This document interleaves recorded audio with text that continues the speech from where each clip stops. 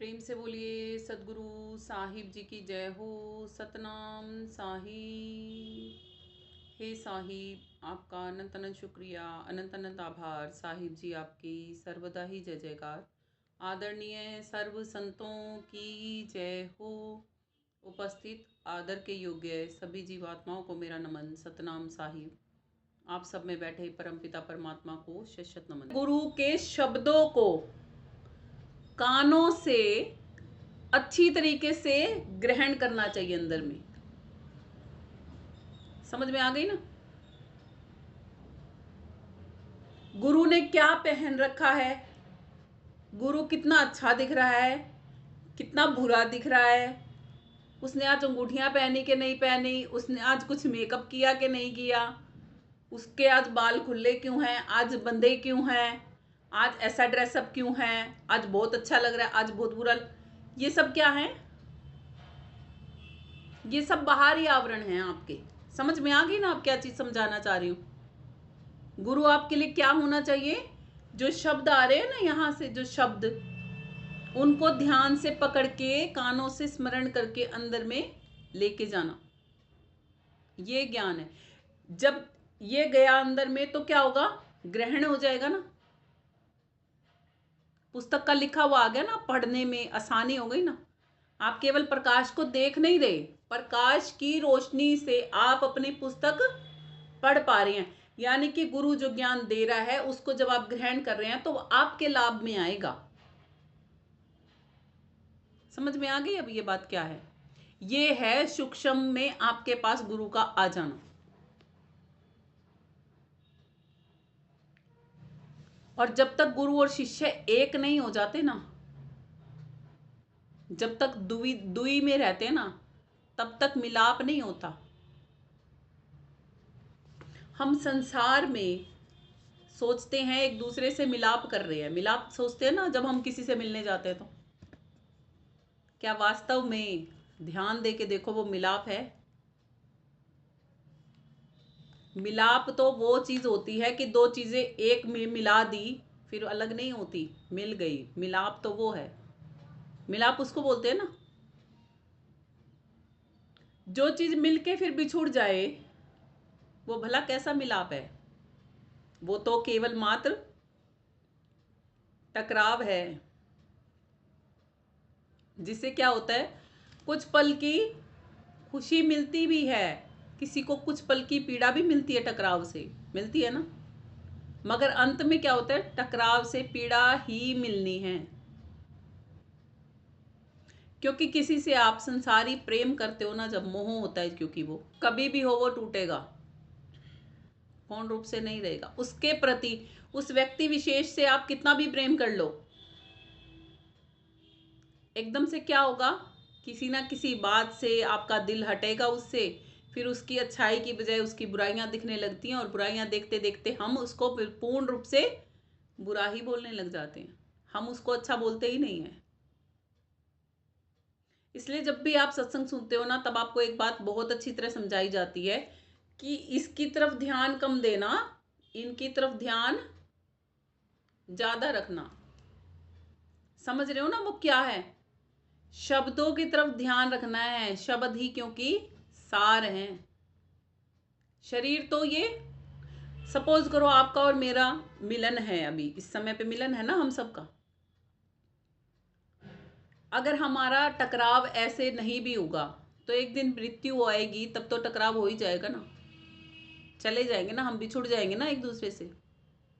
फिर क्या रह जाएंगी? केवल मात्र स्मृतियां रह जाएंगी, स्मृतियां रह जाएंगी ना। और गुरु क्या होता है? गुरु वो होता है जो आपका मरने के बाद भी साथी रहता है ना। मरने के बाद भी साथी रहता है ना। जीवित जीवित नहीं रहता, वो मरने के बाद भी आपका साथी रहता है। तो फिर ऐसा गुरु कैसे मिलेगा? अगर आप यहीं से सीमित हो जाओगे तो सीमित सीमा में हो गया ना आपका गुरु भी और आप भी। असीमित से मिलने के लिए क्या करना पड़ेगा? खुद को, आपको, अपने आप को पहचानना पड़ेगा कि आप असीमित कहां पर हैं। ये सूक्ष्मता है आपकी। स्थूल शरीर, सूक्ष्म शरीर, कारण शरीर, महाकारण शरीर, सुने हैं ना ये नाम आपने, 6 शरीर और हैं। जिसने नहीं सुने उसको बता देती हूँ, हमारे इस शरीर के अंदर 6 शरीर कहे जाते हैं। कहा जाता है स्थूल शरीर, सूक्ष्म शरीर, कारण शरीर, महाकारण शरीर, आत्मा और फिर केवल्य हंस आता है। ये इतने हैं हमारे अंदर में। जब हम केवल्य हंस उस वृत्ति में पहुंच जाते हैं ना, तब समझो कि हम परमात्मा में मिल गए। अब अलगाव नहीं होगा कभी, अब अलग नहीं होना पड़ेगा कभी, अब एक ही हो गए।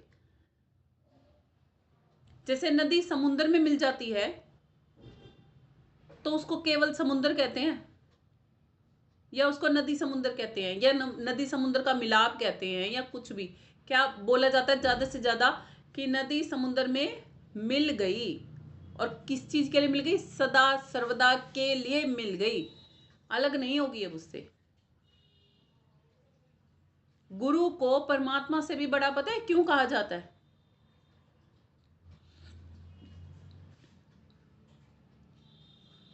क्यों कहा जाता है गुरु को परमात्मा से भी बड़ा? पता है? क्योंकि ये जो ज्ञान है ना, ये ज्ञान, ये प्रकाश क्या कर रहा है आपको? उस पुस्तक में ज्ञान लिखा हुआ है ना, उसको पढ़ने में मदद कर रहा है। ये ज्ञान रूपी प्रकाश आपको अपने अंतःकरण में जाने में आपकी मदद कर रहा है। और आपकी जो अंतःकरण वाली स्थिति है ना, वो ही कहाँ जाएगी? उस परमात्मा पे जाएगी, उस परमात्मा पे जाएगी ना। और जो आपको और आपके परमात्मा को एक ही कार कर रहा है, एक कर रहा है, दुई में होना भी आप अलग हो, परमात्मा अलग है। जब आपको पूर्ण रूप से मिला देगा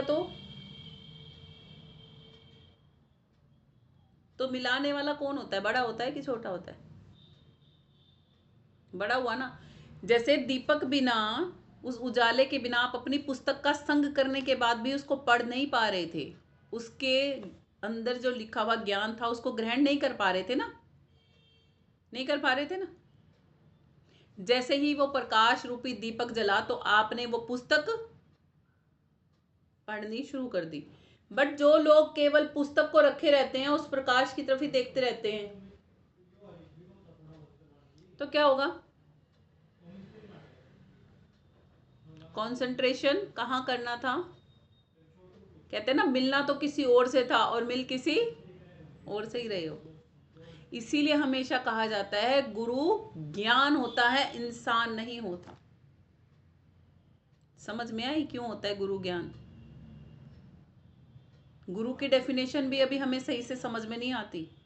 इसीलिए हम इंसान को, इसीलिए कहा जाता है गुरु को मानुष जानते ते नर हैं अंध।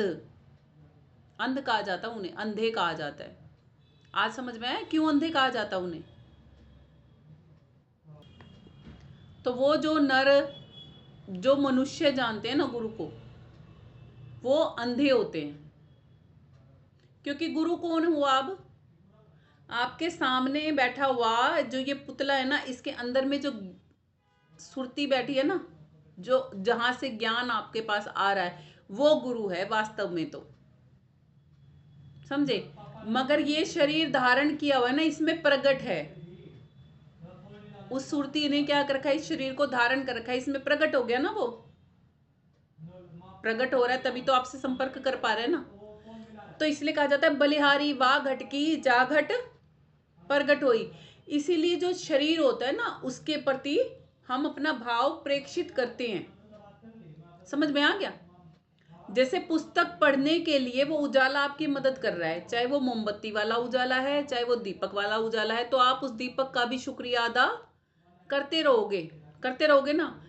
कि अच्छी भाई, अगर ये दीपक ना जला होता, ये मोमबत्ती या कैंडल ना जली होती, तो मैं इस पुस्तक को नहीं पढ़ पाता। इसलिए हे दीपक, आपका शुक्रिया, आपका शुक्रिया करते रहोगे ना। वो भी कर रहे हो, साथ साथ में पुस्तक भी पढ़ते जा रहे हो। समझ में आ गया अब क्या चीज है?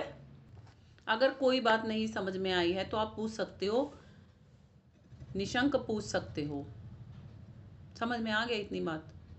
हंस रूप मतलब संत बन जाना, पूर्ण रूप से संतता आ जाना, जिसमें सबके अंदर में ही आपको परमात्मा दिखाई देगा। अभी जैसे हम क्या बोल देते हैं नॉर्मली, जिनको हमने गुरु धारण किया होता है ना, हम केवल क्या बोलते हैं, गुरुजी हमें तो आप में परमात्मा दिखता है। समझ गए ना? तो अगर आप में परमात्मा दिखता है तो आपने संकीर्ण कर दिया, गुरु को परमात्मा की जगह पर रख दिया, तो गुरु कभी परमात्मा की जगह पे आता ही नहीं है। अरे परमात्मा से मिलाने वाला होता है वो, तो आप उसको वहां पे कैसे रखोगे? मोमबत्ती को किताब की जगह और किताब को मोमबत्ती की जगह कैसे रखोगे? समझ गए ना? और किताब भी केवल मात्र किताब नहीं है, समझो। किताब के अंदर जो लिखे हुए शब्द है ना, वो ज्ञान आपको चाहिए है। परमात्मा जो है, परमात्मा को जानने के लिए जो प्रकाश रूपी ज्ञान चाहिए है, वो गुरु दे रहा है आपको। इसलिए परमात्मा और गुरु दो भी होते हैं और एक भी होते हैं। दो कैसे होते हैं, एक कैसे होते हैं, अभी सब आपको अलग अलग करके समझा चुकी हूँ बहुत अच्छी तरीके से। जिस घट में प्रकट हुआ है ना, उसके बलिहारी जाओगे, क्योंकि वो कैंडल का काम कर रहा है आपके लिए। समझ में आ गई ना?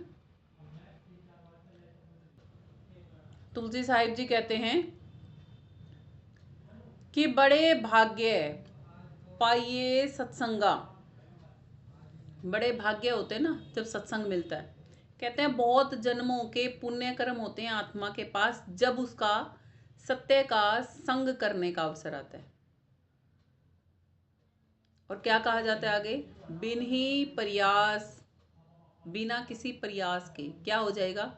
होवे भव भंगा। भव भंगा क्या मतलब है? भ्रमों का नाश नहीं होता यहाँ पे, मतलब भवभंगा का मतलब, भव क्या है? भव ही भगधार है, योनि है। आवागमन से, आवागमन से परे हो जाना, और बिना प्रयास के हो जाओ, ऐसा कैसे हुआ?